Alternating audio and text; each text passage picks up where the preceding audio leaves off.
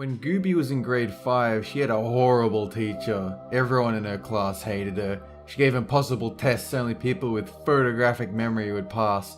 So for a particularly difficult test coming up, she and two of her friends met up and decided to cheat to pass. Her friend devised a way to cheat by making rubber band bracelets with paper on one end. They had to have 8 on each of their arms for a total of 65 answers.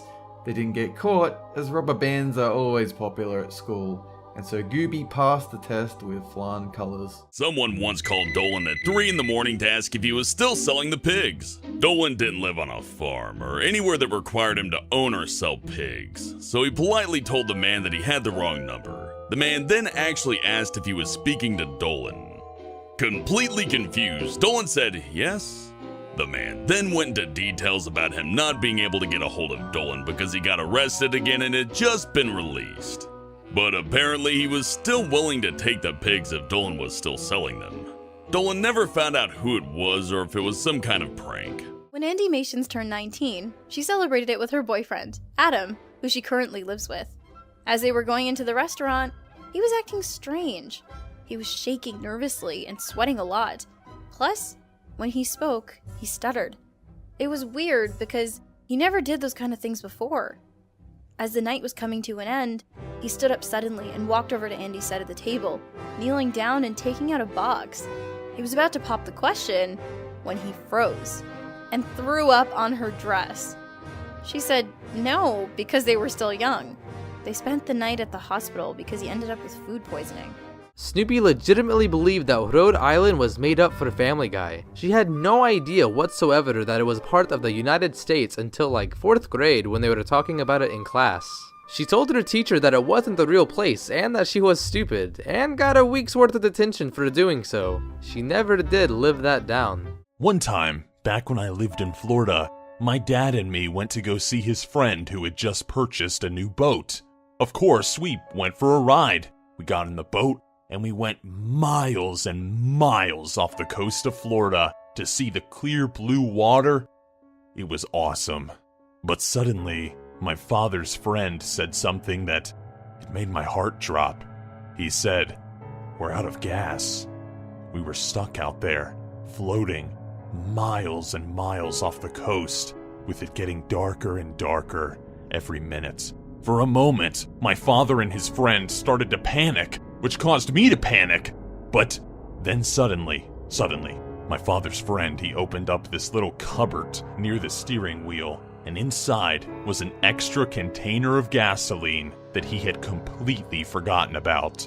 Even though we were technically only stranded at sea for about 3 minutes, the thought of being lost out in the ocean, it was terrifying. When she was in 5th grade, Gooby had a guy in her class who was known to make up the dumbest excuses as to why he didn't have his homework. One time, he said that 4 hummingbirds had stolen his homework, even though hummingbirds didn't live in Gooby's area. Gooby's excuses, on the other hand, were logical. One time, she said that her mom took her 2 hours away to a ball game when she got home from school, and they didn't get home until after midnight. All of Gooby's excuses, including that one, never worked. However, the guy in her class, that guy never got in trouble. Few years ago, Pringle dated a girl who was a stage 5 clinger. One time she called up Pringle's parents' house looking for Pringle, and Pringle's dad told her that he'd gone to Wendy's. Unfortunately, Pringle's girlfriend didn't realize that Wendy's was a fast food place and jumped to the wrong conclusion. She spammed Pringle with phone calls. When she eventually got a hold of him, she immediately screamed, "Who the fuck is Wendy?" "No, hi, how are you?" Pringle tried to explain to her that he was just getting a burger from a restaurant called Wendy's, but she would not listen. They had a huge fight about it, and in the end, Pringle was forced to break up with her. He decided that he just couldn't deal with her severe trust issues. Dumbest lie that Slapham ever tried getting away with was when he was in 7th grade. One day, he was really bored, so he kept telling people that his goldfish drowned. The next day, to his surprise, everyone thought his goldfish had really died from drowning because they kept giving him drawings of goldfish. A couple of people even gave him a card, saying they were sorry that his goldfish died. Slap Ham ended up telling them that it was a joke. One day, Pringle went shopping with his mum and grandparents, and they went into a clothing store, so Pringle waited outside with his grandpa. While he was waiting, Pringle's allergies struck and he had a terrible sneezing fit. He'd forgotten his usual tissue, so he had to borrow his grandpa's trusty red handkerchief. As he was blowing his nose, a little girl and her family walked by, and the little girl noticed Pringle and his handkerchief, and she pointed at him and loudly said, Daddy, what gang is that? "That's my best attempt at little girl voice, don't judge me." The girl's father went bright red and shushed her. He whispered that he'd tell her later, and they walked away quickly without making eye contact. It was 11 o'clock at night when Pringle heard a man scream at the top of his lungs. He screamed so loudly that it got Pringle out of bed and made him peek out his window. He saw the guy screaming at another guy, who was drunk because he could barely stand without wobbling. He yelled, "Do you know who the fuck I am? I will stab you in the face!" The man pulled out a pocket knife. The other man just stood there, appearing as though he wasn't comprehending the situation. Other people were there, trying to keep the man calm who was screaming and holding the knife. But the man kept screaming, "Nah man, fuck this dude, I'll kill him! He ate my shit, he ate all my shit!" That was when Pringle noticed an open pizza box on the bench right outside his building. Turns out that the man wanted to stab the drunk guy over a pizza. But instead of stabbing the guy, the man just stormed off, still screaming about how he was gonna stab the guy in the face. All that over a pizza. On the evening before Black Friday, the biggest discount sale of the year, Ramona and Doopy decided to go for a drink before hitting the shops. They left the bar quite inebriated as they were walking to the mall. They passed a video game store and saw riots breaking out over the Xbox One and PS4.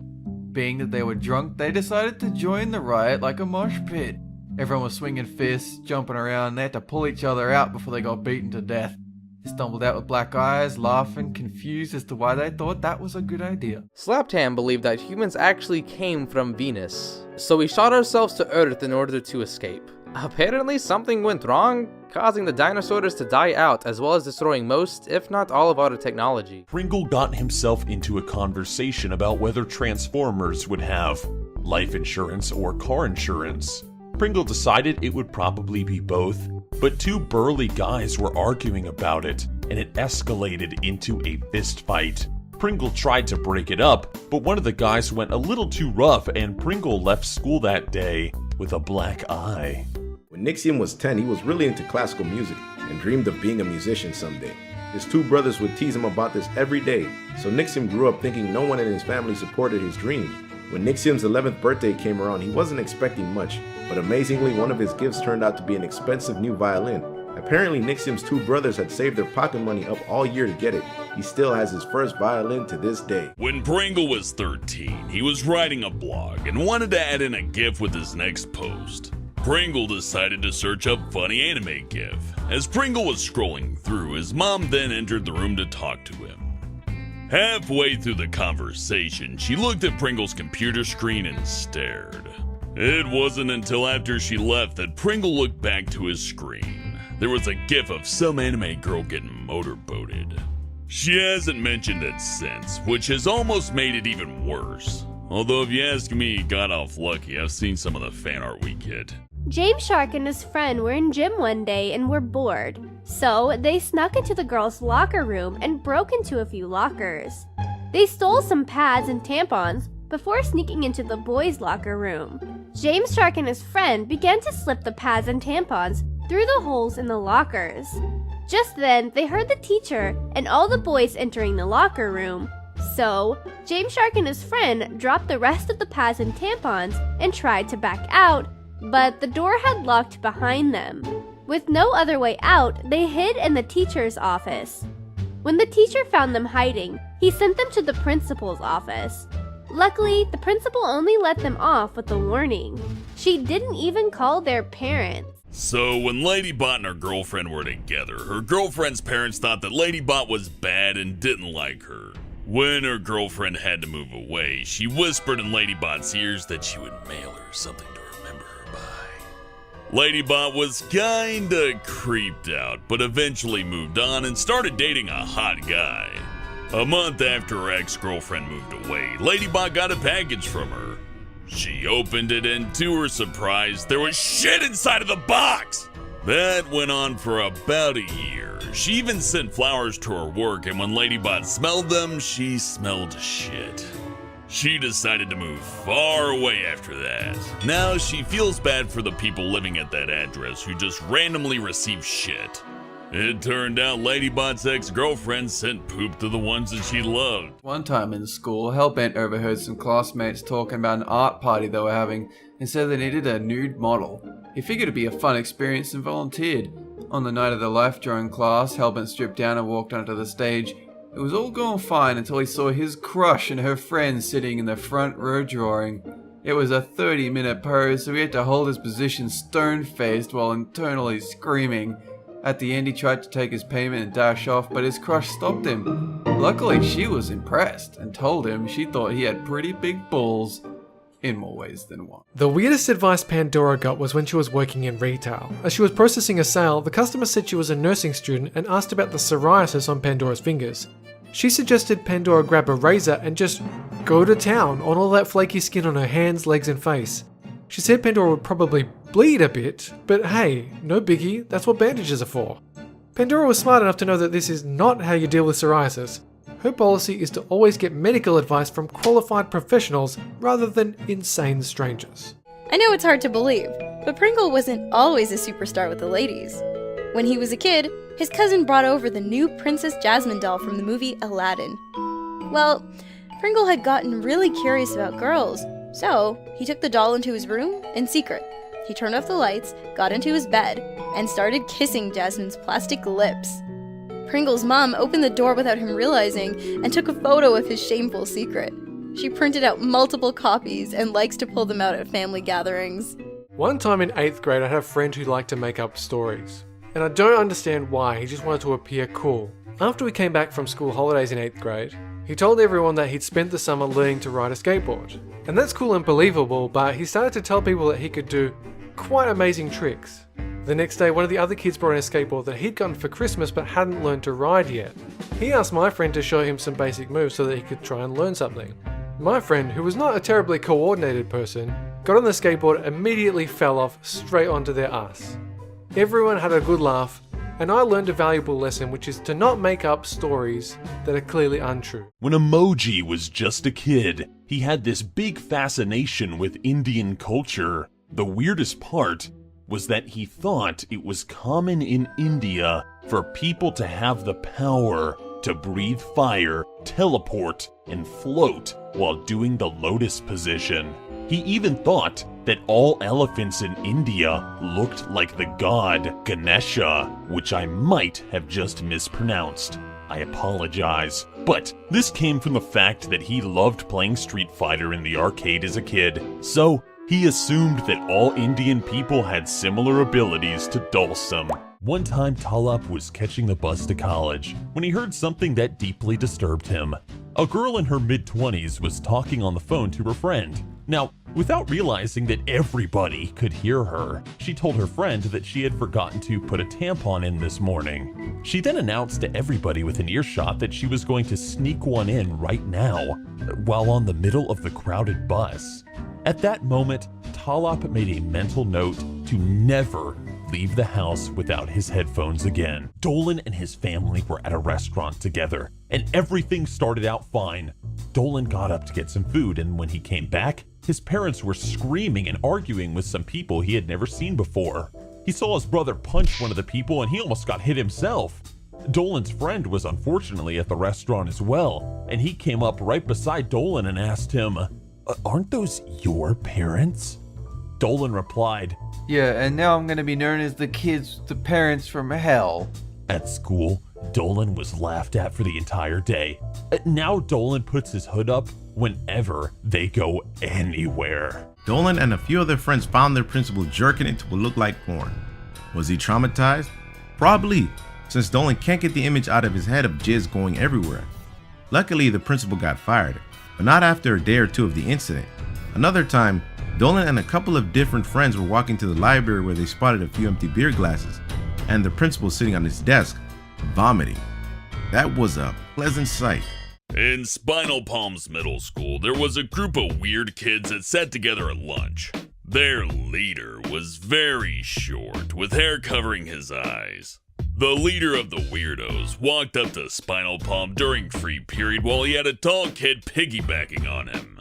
For about a minute, they both stared at Spinal Palm while he stared right back. The leader eventually asked, "Can you stand to the right of that bean?" Spinal Palm looked around for a bean but found nothing. "No, that one," he said as he pointed to the middle of the hallway. Spinal Palm walked over and stood where he pointed. Out of nowhere, 5 kids circled around him chanting in unison, "Hail the bean! Hail the space whale!" over and over. To this day, Spinal Palm still doesn't know what that was all about. From preschool until grade 7, Danger Dolan was bullied and abused pretty badly. He had one friend, but he was held back and took a different bus route home. Since none of the kids liked him and they all dreaded to sit next to him on the bus, Dolan was forced to sit next to a first grader. At the time, Dolan was in grade 2. The first grader was known to pull weird stuff out from his Dago backpack, and that day was a dead bird that looked like it had been run over. The bird stunk, and Dolan quickly tried to move seats, but the bus driver yelled at him. He had to go next to the boy with the dead bird, and he was playing with it, and he even asked Dolan if he wanted to play with the bird too. After 8 years and a new school, he found out the boy went to a psychiatric hospital for asking students if he could dissect them, and he had a knife ready if they said yes. When Dolan's bro was a kid, he was riding his bike when out of nowhere a snake appeared right in his path. He didn't want to hit it, so he pulled the handbrake hard, but it was only the front handbrake, and he was going so fast he flipped off his bike and landed on his head and skid along the pavement for at least 15 feet. When he finally stopped skidding, he looked behind to find his leg was twisted, his kneecap was discolored, and he left a trail of blood. He went to the hospital and the doctor told him he was lucky he didn't break his neck. When Dolan was in school, a student who was much younger than him once asked him if the Earth was round. He decided to mess with the kid and said, "Actually, the Earth is flat. It's just a conspiracy that it is round. It's definitely never been proven." The kid thanked Dolan and went to class. After school, he bumped into the kid again, who told Dolan that he needed the answer for a really important test, so he was glad he didn't write something stupid like the Earth was round. Dolan felt kinda guilty and decided to own up to the kid's teacher for the misguided answer on his test. One time, Gooby and her family took a trip to Idaho. While they were there, they visited an old arcade that had a few kids' games. Her little sister Snoopy really wanted to drive the little cars around the track, but Gooby thought this was a baby's game and a total waste of her time. Her parents insisted that Gooby go on it for her sister, so she begrudgingly drove very slowly around the track. While complaining about how bored she was, Gooby lost her concentration and drove straight into the wall. The impact made her slam her face into the steering wheel and she got a severe nosebleed.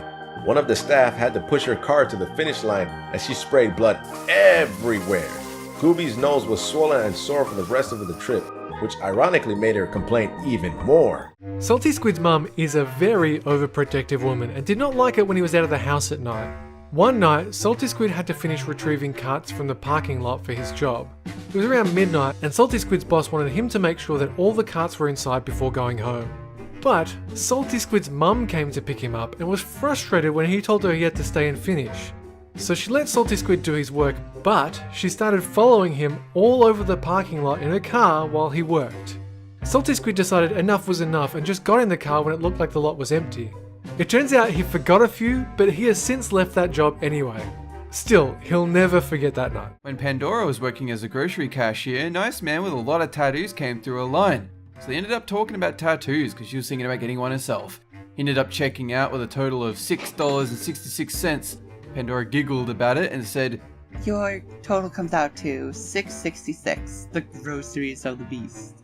He laughed and left in good spirits.